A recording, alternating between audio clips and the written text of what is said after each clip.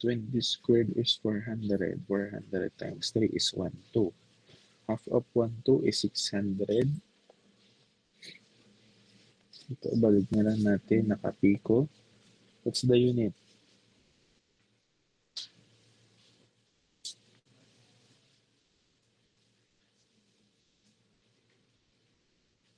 Joules daw po. Nakapiko joules. Ang nasundan po ito,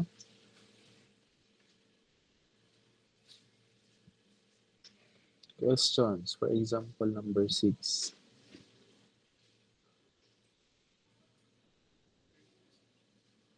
Walang questions? Proceed tayo sa example number 7. You are asked to solve the voltage across a 4.5 microfarad capacitor if the charge on one plate is 0.12 millicoulomb. So, listahin ulit ang given. Binigyan ka ng capacitance 4.5 microfarad. Micro is what?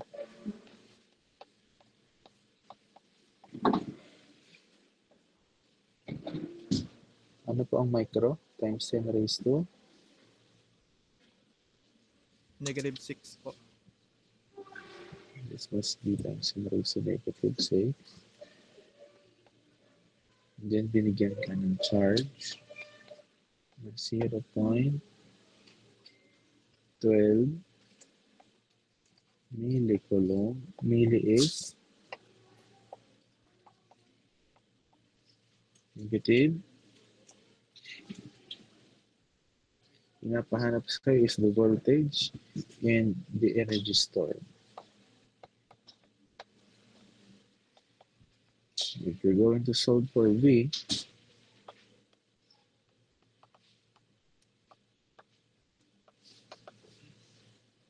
V is equal to what?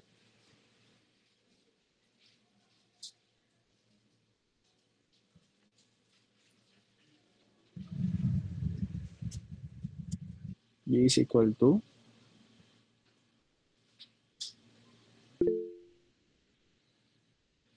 okay, this must be Q over C. Diba, galing din sa Q is equal to CV. Substituting, Q mo is 0.12 is negative 3 all over 4.5. Ilan po ito?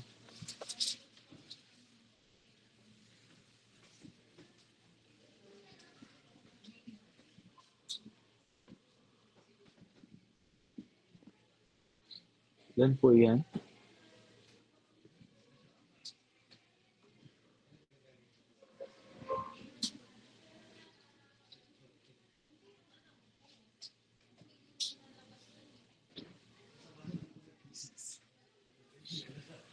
This is 26.6667 volts.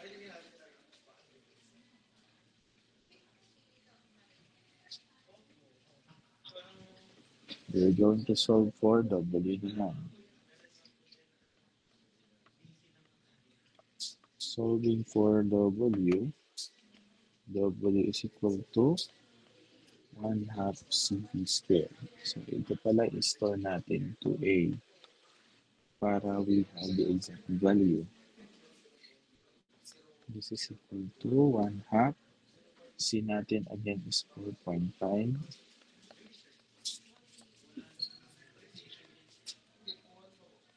And then, naka-store kay A being squared. What is our stored energy?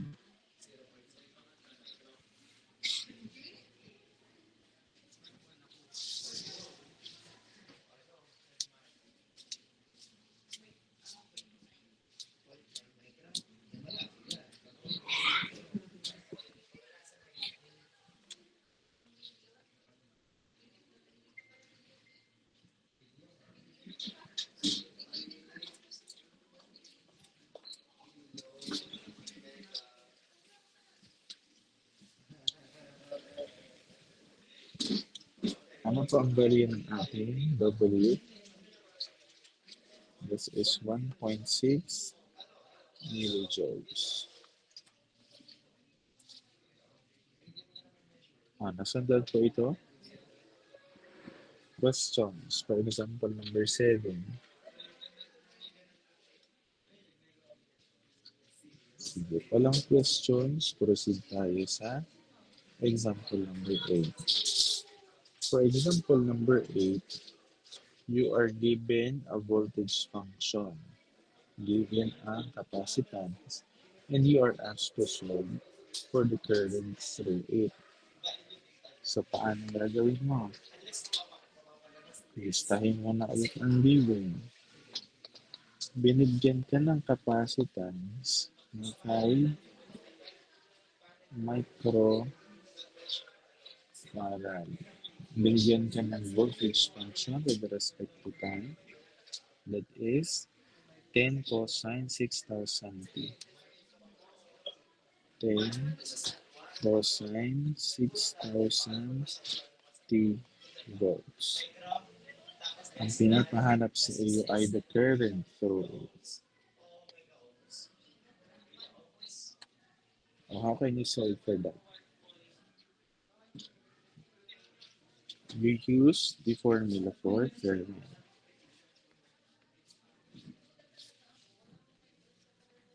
Solving for I is equal to what?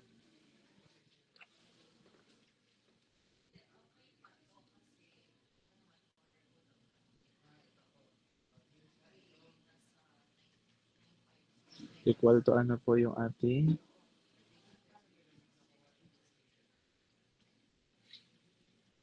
current? Equal to C multiply to quantity of dV over dt po. dV over dt. O given, check ang given. Meron ba tayong capacitance? Meron na. However, wala pa tayong change in voltage with respect to time. So, ano gagawin mo? You need to differentiate your voltage function first. Solving first for the derivative of B of t. Or dV dt. What is the derivative of this? 10 cosine 6,000 t.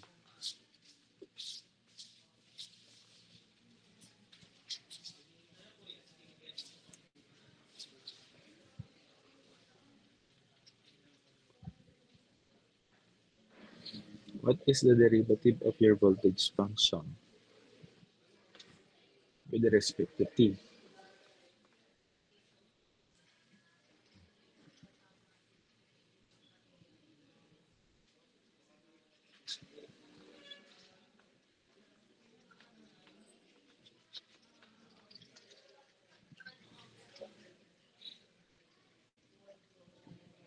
Ano po?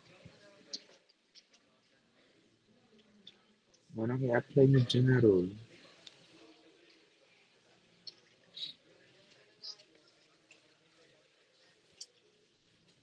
Differentiate 10 cosine 6,000 t.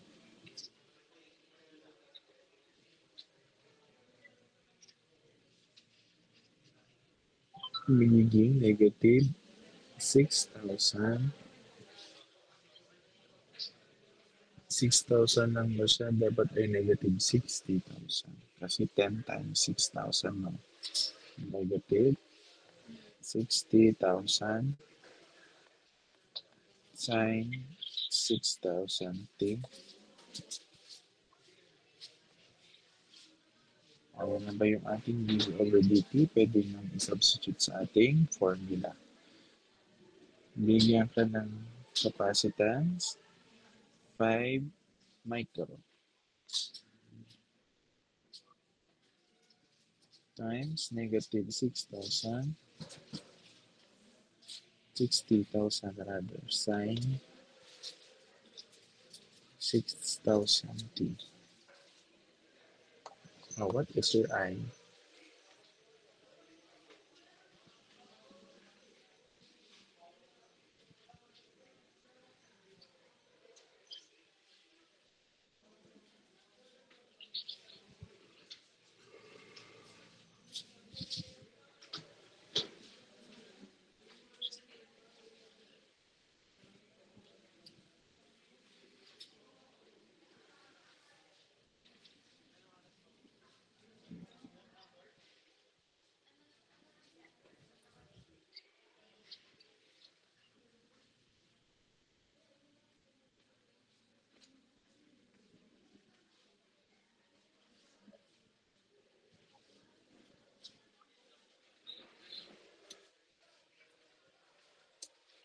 so that is negative 0.3 sine 6,000 t amperes. Nakuha po ito.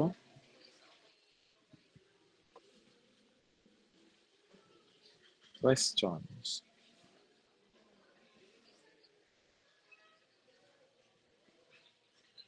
Okay, walang questions. Proceed tayo sa example number 9. If a 10 microfarad capacitor is connected to a voltage source with voltage function of 75 sine 2000 t volts. O ano naman. So, ang kinukuha dyan ay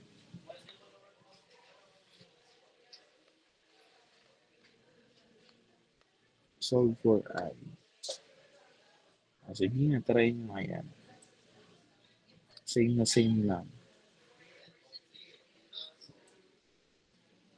Pakitry po ako. Solve for I yan.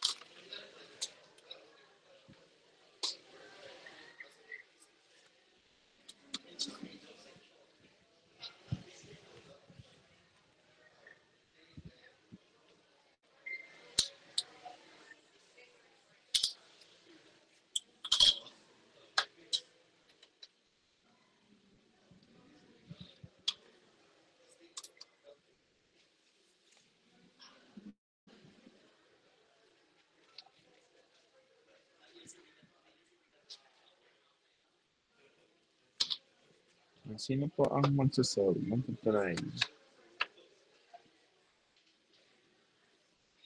Sige pa solve ako sa papel and then pasend sa GC. Kung sinong mauna, maybe siya ang magpe-present.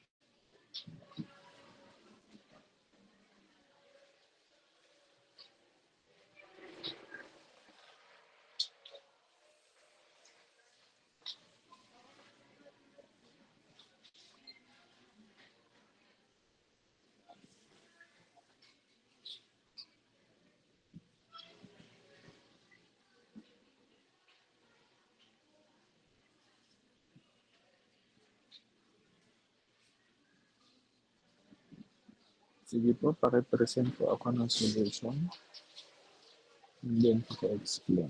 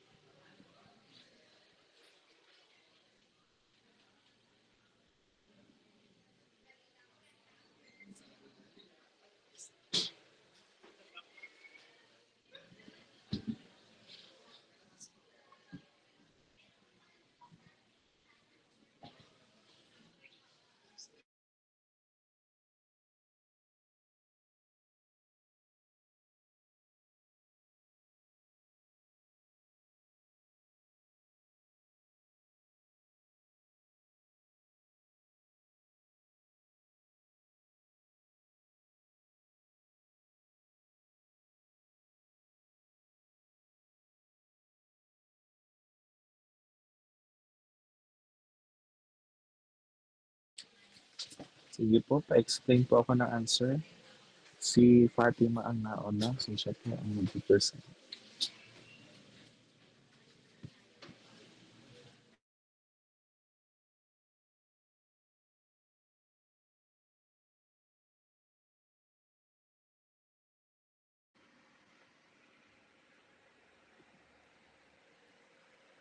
Good afternoon po, sir. Visible na po. Yes po. So, kagaya po nung last problem, ang given po sa atin ay capacitance po which is 10 microfarad or 10 times 10 raised to negative 6 farad. And yung V with respect to T po which is 75 sine 2000 T, and we are required po to find the Nakikita niyo po yung papel ng engineer. ay hindi po kita, wait lang. Hindi rin kita. Wala ko sa akin.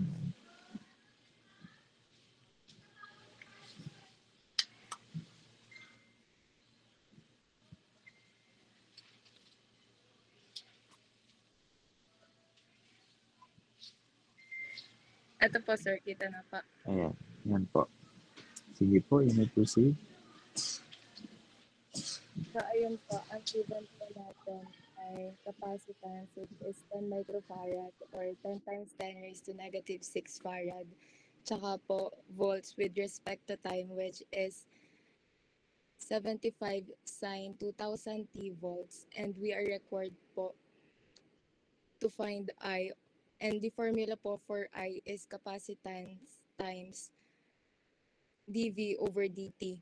And yung dV over dt po, pag dinifferentiate po yung 75 sine 2000 T volts, magiging 15,000 ay 150,000 cosine 2000 T volts po. In which pinag-times po yung parameter ng sine sa 75, kaya po 150,000. Tapos yung kapag dinifferentiate po yung sign, magiging cosine po, positive 2000 T. Tapos, substituting po sa formula, kaya po 10 times 10 raised to negative 6 farad times 150,000 cosine 2000 T. And ang final answer po ay 1.5 cosine 2000 T. Hindi ko po sure kung amperes nga po. Thank you po. Okay, we get the same answer. Bakit di po sure kung amperes? So, siya po ay amperes kasi you are asked to solve for the current. Ano po? Yung iba, nakuha din ng iba, 1.5 cosine 2000 T amperes. Okay, sige, let's continue.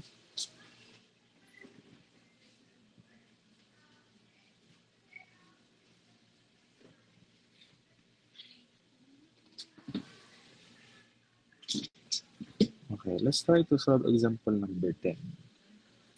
For example number 10, you are asked to obtain the energy stored in each capacitor. So, Let's take a look at the figure. O dito sa ating circuit, meron tayong dalawang capacitors. Si 2 millifarad at saka si 4 millifarad. Ang sabi sa atin is to obtain the energy stored or the W in each capacitor. So kung ito ay ating C1 and this is C2, so ang hinahanap sa atin is si W1 at saka si W2.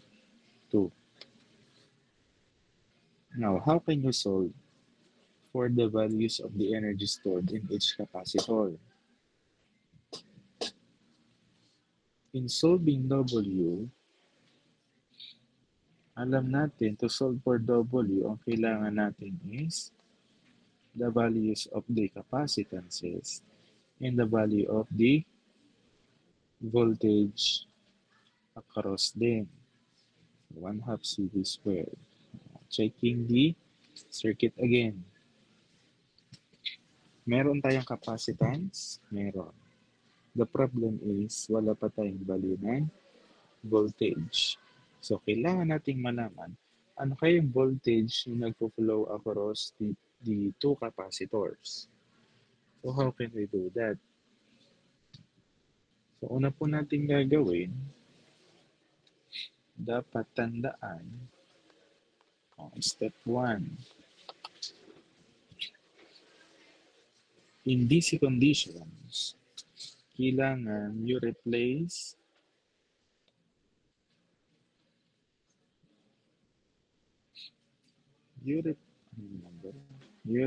each capacitor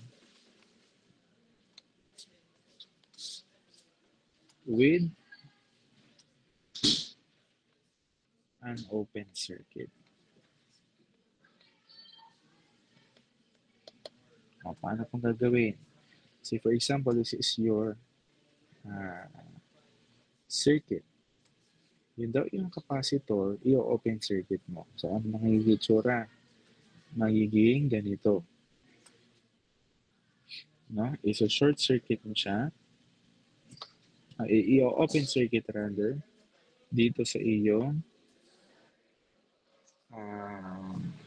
yung iyong capacitors. Okay, naintindihan. And then, ang sunod mong gagawin.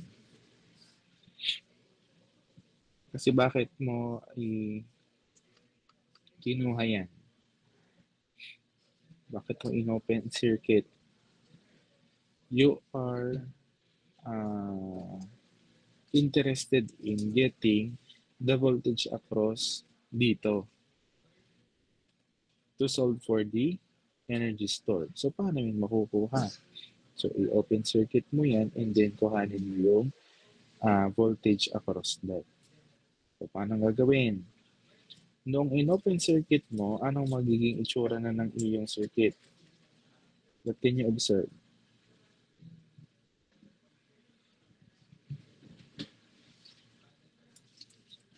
What can you observe sa naging itsura ng iyong circuit? So, ito na yon. Na-open circuit mo na. So, since this is open circuited, meron pa bang current na magpo-flow across 5 kilo ohm resistor? Wala na. So, dapat ito ay disregarded na. So, ano na lang ang connection between the 4 kilo ohm and the 2 kilo ohm resistor? Series po. So, they are just connected in series. So, alam mo, at series,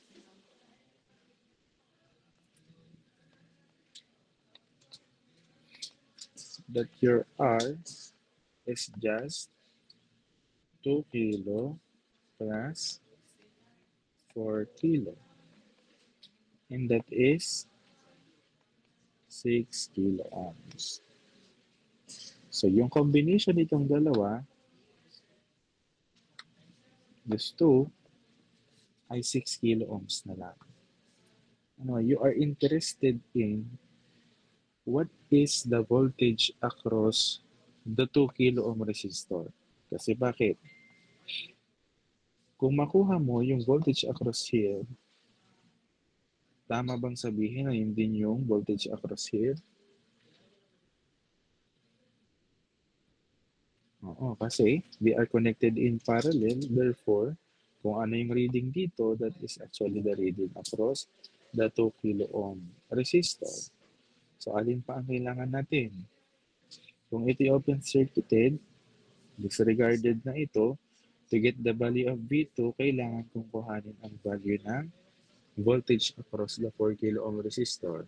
Tama ba? O how can we do that? To solve for the value of V here, I need the value of the current flowing through here. Tama ba? Kasi that is VIR. By Ohm's law, that is VIR. Kung kukunin ko din yung nandito, kailangan ko din ng current across the 4 kilo ohm resistor. Multiply ko lang ng 4 kilo ohm, I get dV already. So ano na ngayon ang problema natin? We need to solve for the value of the current flowing through that branch. So how can we do that? Kita mo that your circuit has a current source na 6 milliamperes. And alam mo na itong 2 kilo ohm and 4 kilo ohm is just connected in series. Nung siya iyo kinombine, sabi mo that is just equal to 6 kilo ohm. Now, simplifying yung circuit, ano na lang itsura niya? What is the connection between 3 kilo ohm and 6 kilo ohm resistors? Parallel po. They are just connected in parallel. Alalahanin ang ating previous topics at parallel.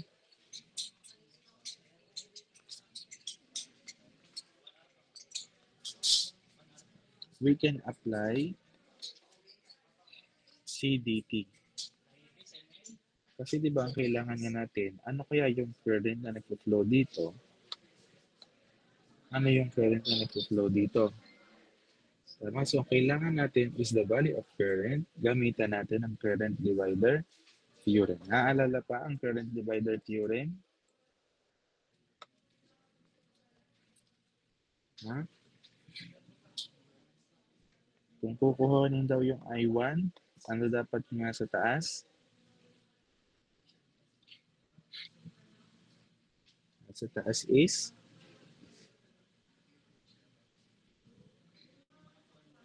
R2 po. this must be R2 over R1 plus R2 multiplied by IT. Kung kukunin naman si I2, nasa taas is si R1 plus R2 multiplied by I total.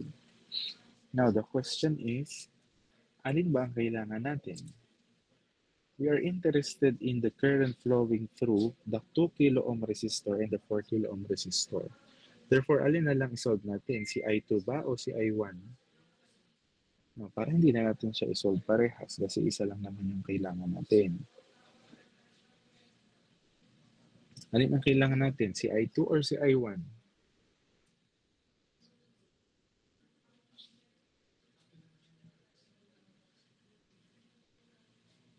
We are interested in the value of this current. Itong current na ito po ay nagpo-flow through the 2 kilo ohm resistor and the 4 kilo ohm resistor.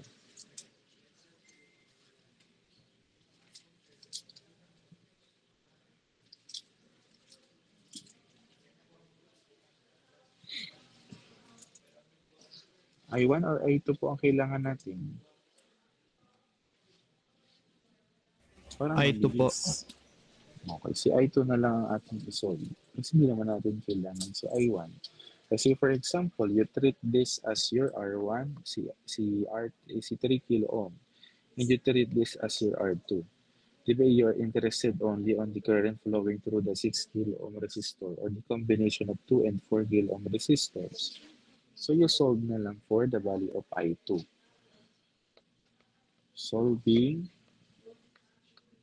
for I2 using CDT, I2 is equal to R2 over R1 plus R2 multiplied by R2. So ano pong magiging, ano pong R2 natin?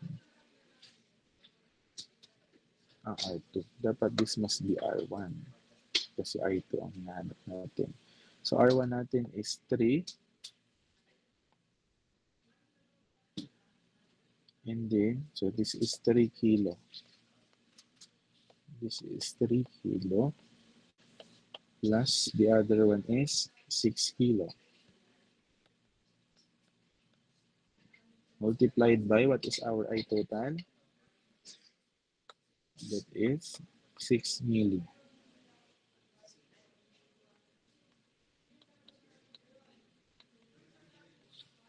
O, ilan po yung ating I2?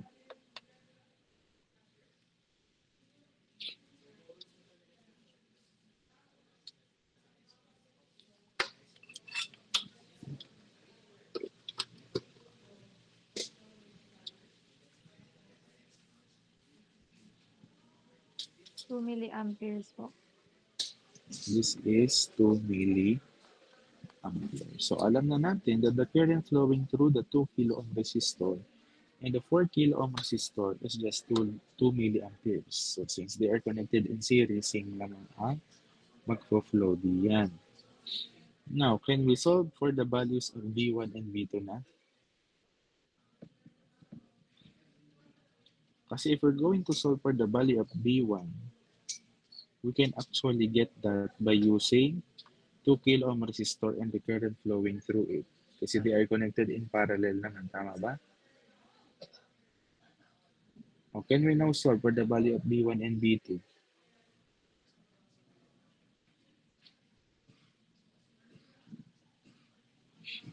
Okay, so solving for V1, so ang dami po pala tayong space. Dito na natin gamitin.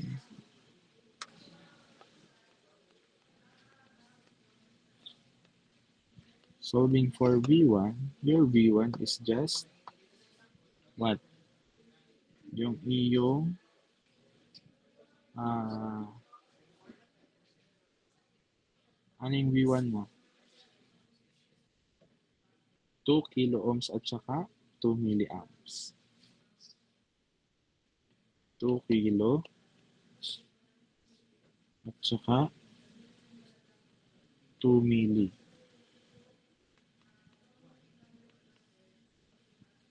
So, ilan po ang V1? This is just 4 volts.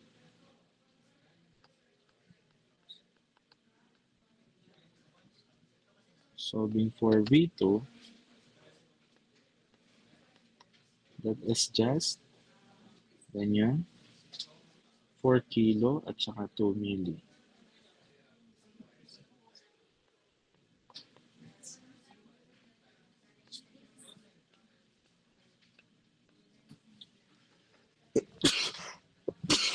Excuse me.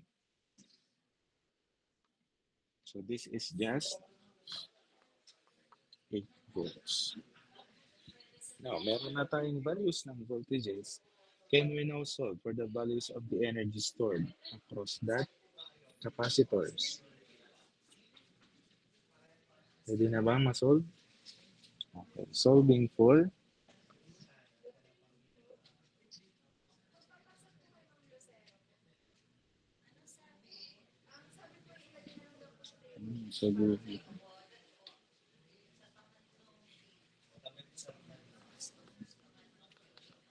solving for W1. To solve for W1, we need the value of C1 and V1 squared. That is 1/2. Ano yung ating C1? Doon nga yun. 2 milli.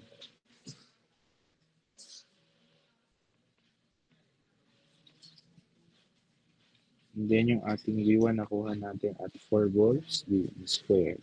Therefore, yung W1 natin is equal to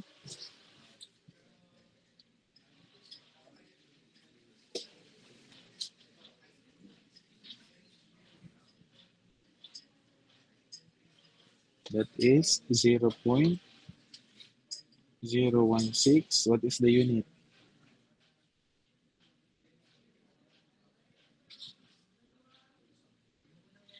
So ito yung naka-joule. So pwede ko siyang i-present as 16 millijoules. Nakuha po ito. Now let's solve for W2.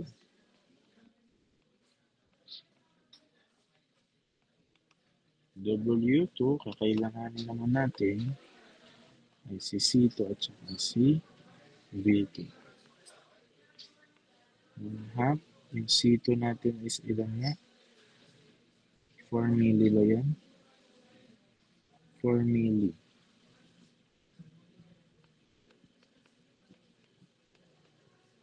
And then, nakuha natin si V2 at 8. What is our W2?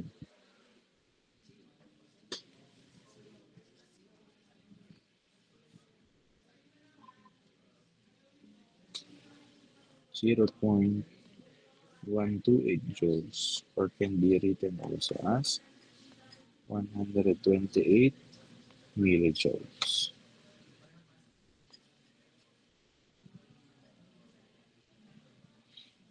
Sundan po ito. Questions. For example, number 10.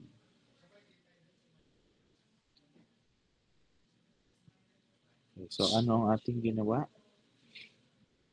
Yung ating capacitors, in-open circuit po natin. Nung ma-open circuit, nag-apply tayo ng Ohm's law, current divider theorem.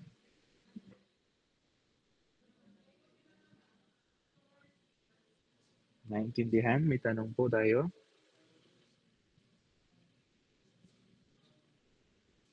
Okay, walang questions. Let's talk about parallel capacitors. Pag parallel capacitors, if you take a look at the circuit, so same pa din naman. Kasi if you take a look at the behavior of the current, nagkaroon ng branches. So yung branches mo, may current na flow, current na flow, current na flow. Therefore, yung iyong total current is the summation. So still, pag parallel tayo, summation. However, anong nag-iba? Papansin nyo, at parallel capacitors, your equivalent capacitance is equal to the summation of individual capacitances present in the circuit. So, paano po yung nangyari from this formula? Nag-integrate, and then lumabas ay summation. So, tatandaan, pag parallel capacitor, kukunin ng equivalent capacitance, kabaligtaran, para siyang series capacitor. No, equivalent capacitance is just the summation of the individual capacitances. Naintindihan? Pagka naman siya ay series, kabaligtaran din. No, pero yung principle natin will remain. Merong individual voltage dissipated across each capacitances. Pero pagdating sa equivalent capacitance, pag series, your equivalent capacitance is equal to the inverse, the summation of the inverse.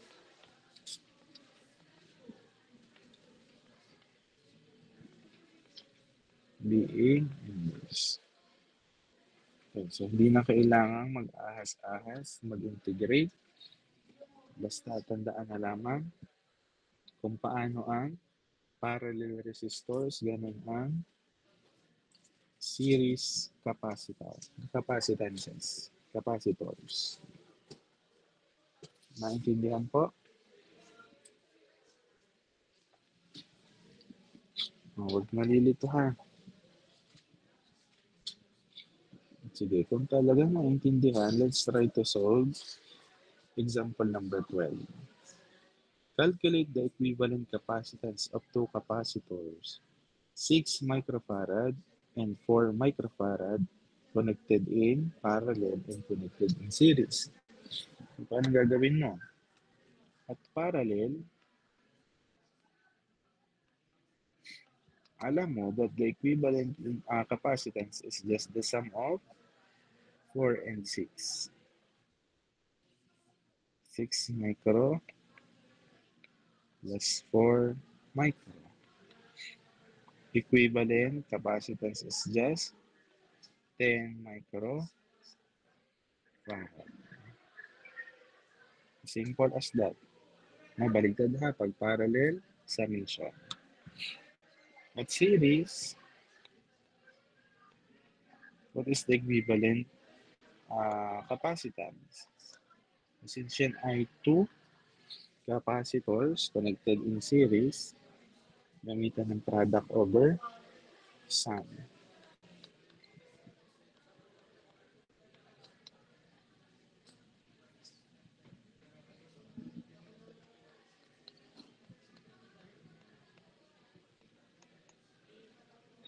Ano po ang ating equivalent capacitance? That is 2.4 microfarad.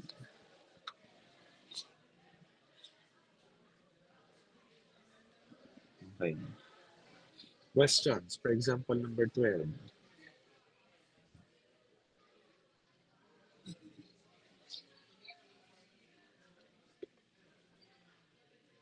Okay, if walang questions, let's try to solve the next example. For the circuit given in the figure, you're asked to solve for the voltage across each capacitor. So, meron ka dyan 4 na capacitor. Therefore, meron ka 4 na values ng voltages na dapat kuhanin. So, ano muna ang una mong dapat gawin? By circuit analysis, saan ka mag-uumpisa?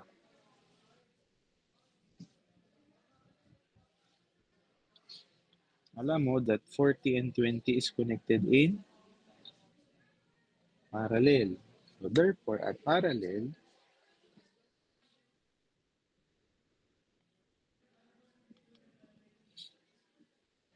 that is just 40 plus 20. So that is equal to 60 milli. Now, yung combination nito is naka-series naman sa 20 and sa 30. So at series, we can get the equivalent capacitance of this circuit. So that is just 20 plus 30 plus 60.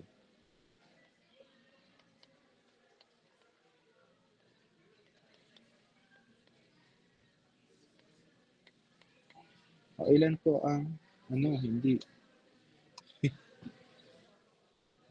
Series nga yan, sir, eh.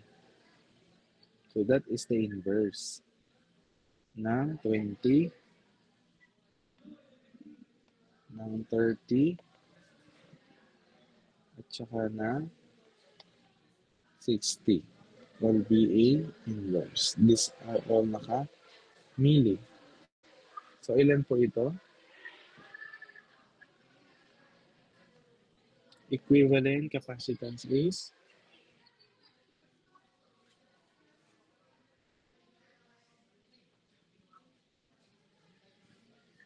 so this is 10 millifarad. So meron ka ng equivalent capacitance. So ano ang dapat mong sunod na gawin? Kasi ang kailangan mo, makuha ang value ng V1, V2, V3, and V4. Pero paano ba natin sinosolve ang voltage? Alam natin that to solve for voltage, kailangan natin iswap.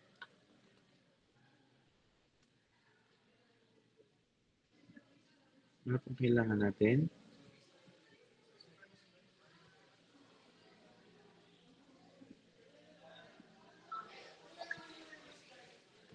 IR, that is Ohm's law. Pero dito sa atin, sa capacitors, Ano yung formula natin ng V? Galing sa Q is equal to CV. So, V is equal to Q over C. So, ano pala ang kulang natin? Kailangan muna nating makuha. We need the value of the charge first. Ano po? So, para hindi hindi malito. Let us treat yung Q dito sa circuit natin as the current. No, kasi bakit si Q? Di ba si charge? Kung kukunin mo si charge, that is actually, kung kukunin mo si current pala, that is actually the change in charge with respect to time. Tama ba? Kaya pwede pala natin i-relate na si charge doon sa ating current. So kung kukunin ko yung charge flowing through here, paano ko yung kukunin? Ano kailangan na natin? Kung itong charge nitong ating kukunin, this is actually the total charge. Now, kung kukunin ko is total charge, how can we get that? Alin po ang kakailangan nating values?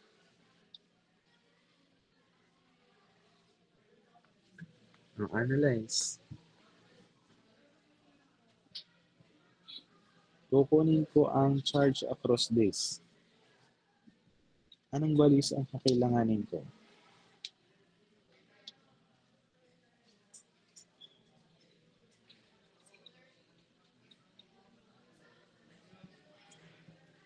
Ayun po.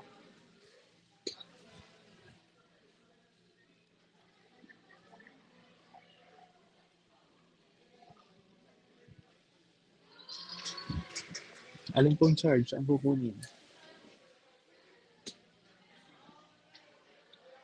Is it only the charge across the 20 millifarad?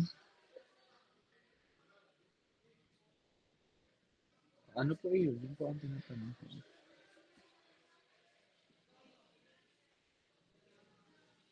That is actually the total charge. Tama ba? So, kung total charge ito, ano pong parameters ang kailangan ko? Aling values, rather?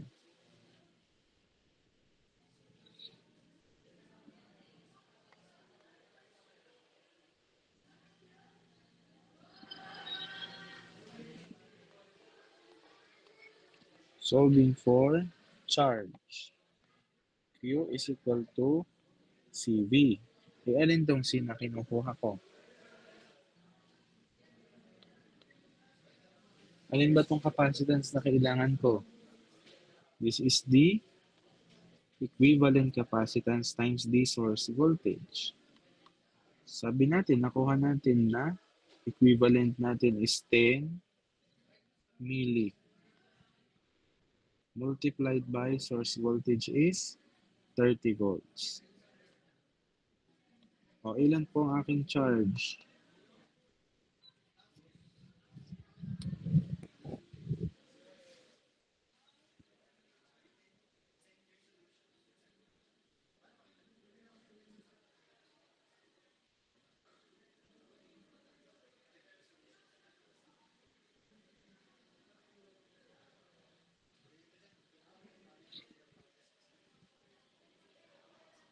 Ilan po ito?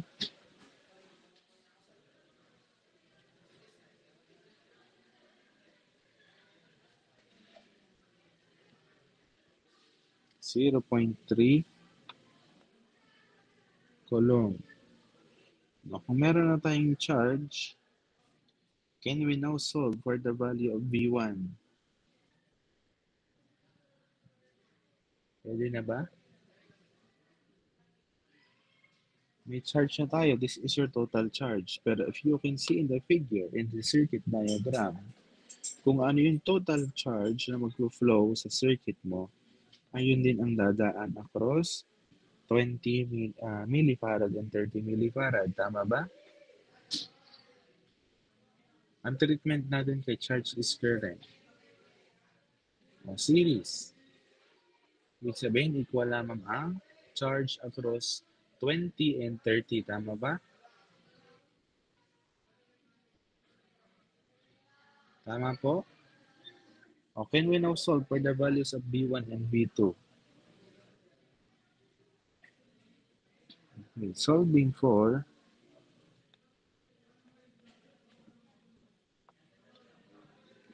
V1.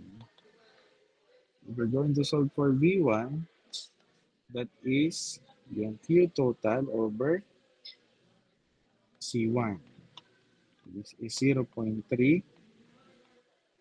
C1 natin is 20 milli.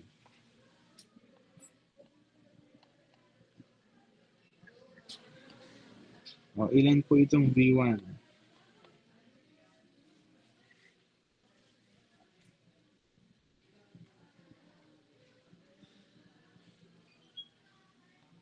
This is 15 volts. Makaisa na tayo.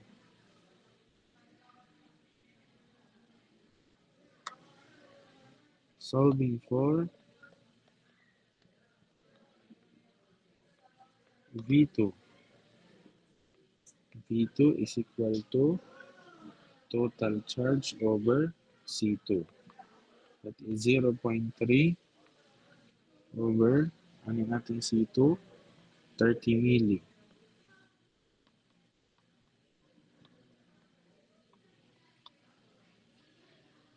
This is 10 volts.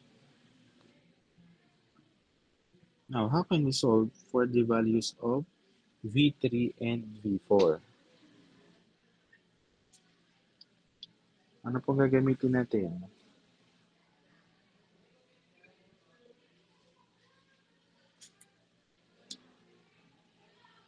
Kasi as you can see, itong ating charge, total charge Q, is equal doon sa flow na charge doon sa combination of these two.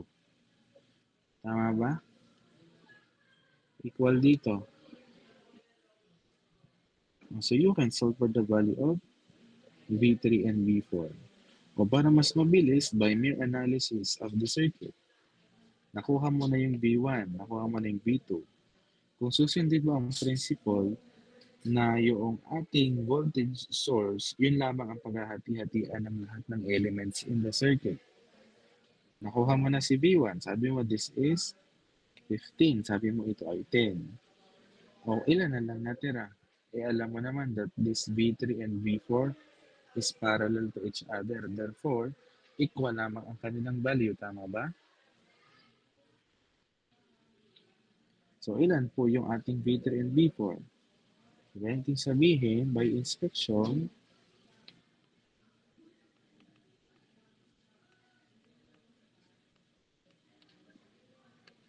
nakita namin that V3 is just equal to V4 because they are connected in parallel. And if we're going to analyze the circuit, nakuha na namin si V1 and V2. Therefore, siya na lamang is 30 minus the sum of V1 and V2. Tama ba? Ilan na lamang po si V3 and V4?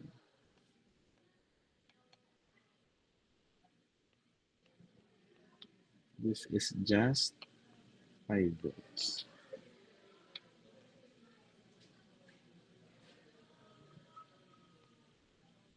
Naiintindihan po? Kung gusto mo naman, gamitin mo ito. Itong si 60 millifarad. Kasi alam mo nga naman, ang mag-flow din doon na charge ay 0.3 coulombs.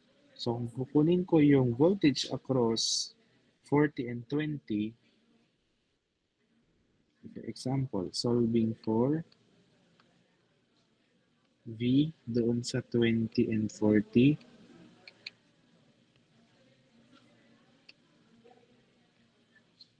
that is 0.3 over Ilan yung ating equivalent? That is 60 milli. O, ilan po ito?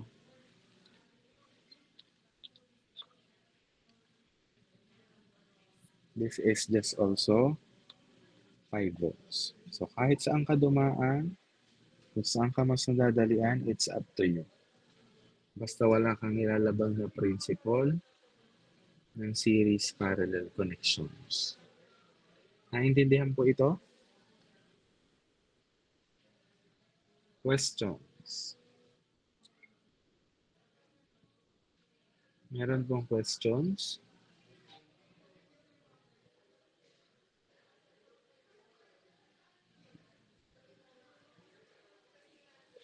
Okay, if wala ng questions,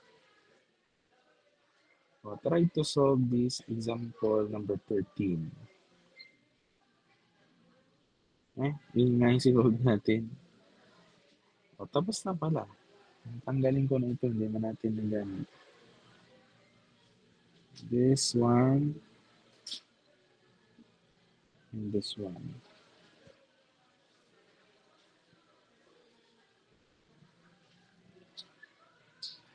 So try to solve ito. Example number 1.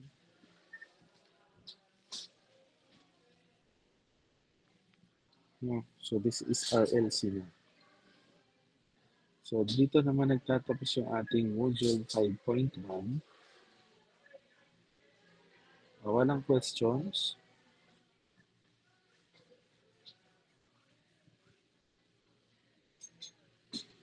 Wala pong questions. Try to solve this sa inyong bahay sa ating remaining time. Hindi ko na isusundo doon sa 5.2 kasi mag-aalangan lang din tayo.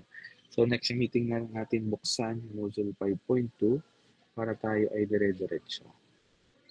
Try to solve this kung kayang sagutan. And then bago tayo magsimula next meeting, we will try to discuss or solve this in front of the class. Okay, naintindihan po? Walang questions. Malinaw ang naging discussions. Sige, if wala ng questions, siguro I'll end the lesson here. So this is module 5. Yes po. Sir, question po pero hindi po sa lesson. Kailan na po yung magiging submission na po ng hard copy po ng lab report? Kayo ga po ay may face-to-face this week? Wala na po. Bale, ang face-to-face na po ata namin ay by Sunday na. Ayun, edi kahit Sunday na po. Anong oras kayo sa Sunday? Kasi next week tayo online na naman. Hindi na naman tayo magkikita. Kasi supposedly ang ating katangi-tanging face-to-face class ay noong Monday. But because of the super typhoon, ay hindi po tayo makapag-meet. So anong oras po kayo nandito sa Sunday? 10 a.m. to 1 p.m. po. Sige po. Ako naman po ay available na 7 to 1 sa Sunday. Jadi kahit pakidala na lang po dito sa EE Faculty Room, 4th floor po, left wing ng Albert Einstein. Dito sa ating room. Kahilera ng ginagamit natin na room, yung faculty room po. Okay po. And then, ano pa bang mga announcements? So, since tayo ay nanakawa na naman ng isang araw, ng isang meeting, tatry namin mag-apply for make-up class. Kasi tayo ay medyo iwanan kung kundi na ang natitira sa ating preparation for the final exam. So medyo madami pa tayong kailangan i-discuss. Kasi supposedly itong mga concepts ay hindi na dapat i-discuss. Pero kasi nag-alinlangan akong mag-jump na into 5.3 kung hindi ito madadaanan nang wala kayong background. Kasi baka mas mahirap intindihan yung ating main topic. Kasi supposedly, yung ating main topic for finals is RLC circuit. Yung pagsasama-samahin na natin ang resistor, ang capacitor, ang inductor and capacitor, RLC. Magkakaroon na tayo ng impedance. So, ito na yung ating AC circuits. So, mapansin nyo yung ating midterms, more on DC tayo. So, DC circuits. Yung ating another half of the semester ay all about AC circuits. Po? So, magkakaroon tayo ng impedance. Familiar na sa impedance, represented by big letter Z. Mga imaginary numbers, yung I sa Q. Familiar na?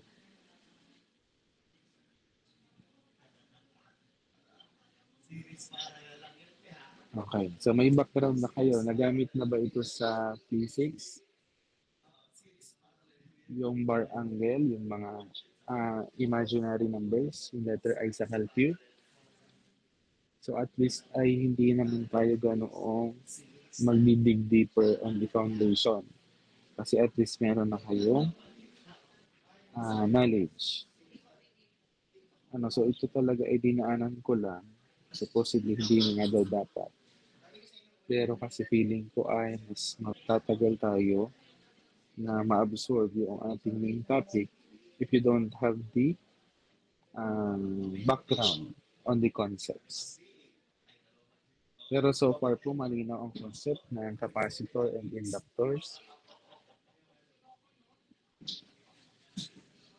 Wala namang nakakalito.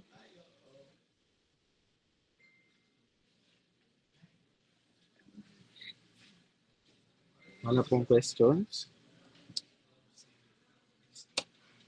Sige, walang questions. Siguro I'll end muna the discussion here para pagbalik natin sa Monday, dire-diretso na tayo ng 5.2. Yung mga dapat ipasa ay hindi ipapasa na Sunday. Kasi ang dami ko na, chika, tambak na dito.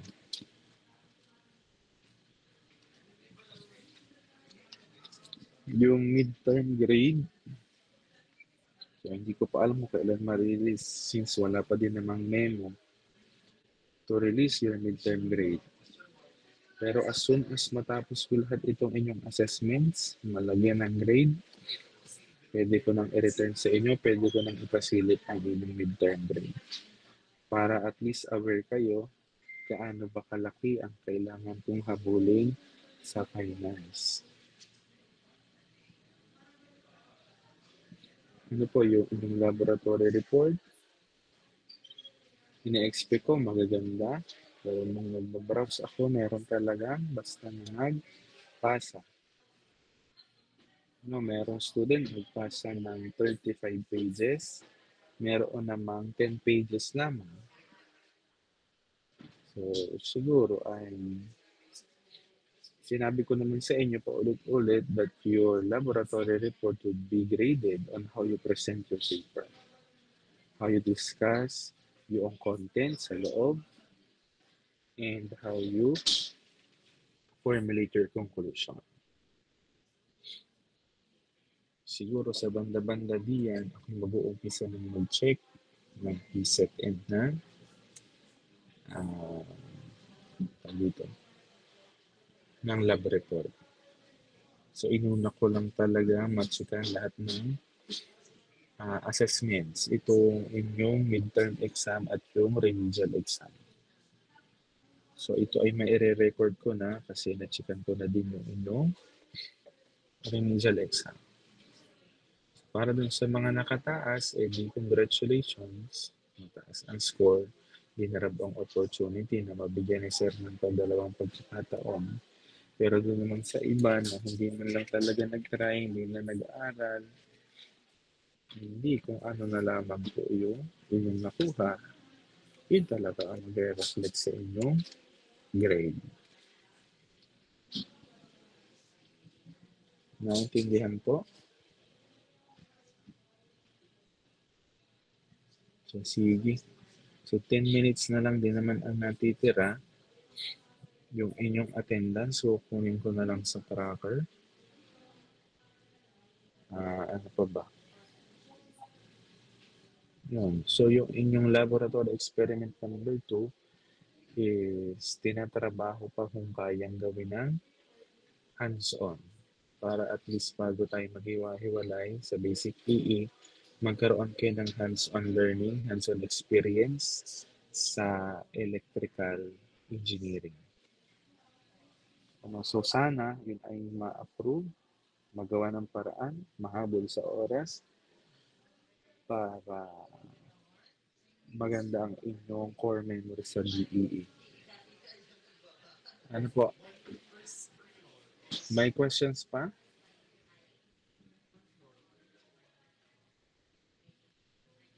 Sige, wala ng questions. I'll be giving you the remaining time na gawin kung ano man ang mga pwede pang gawin. Sige po, you may now leave the meet. Class dismiss na tayo. Thank you po, sir. Thank you po, sir. Thank you. Goodbye. Thank you daw. Sir, thank you po. Thank you po. Sige po. Thank you po, sir. Thank you po. Thank you po.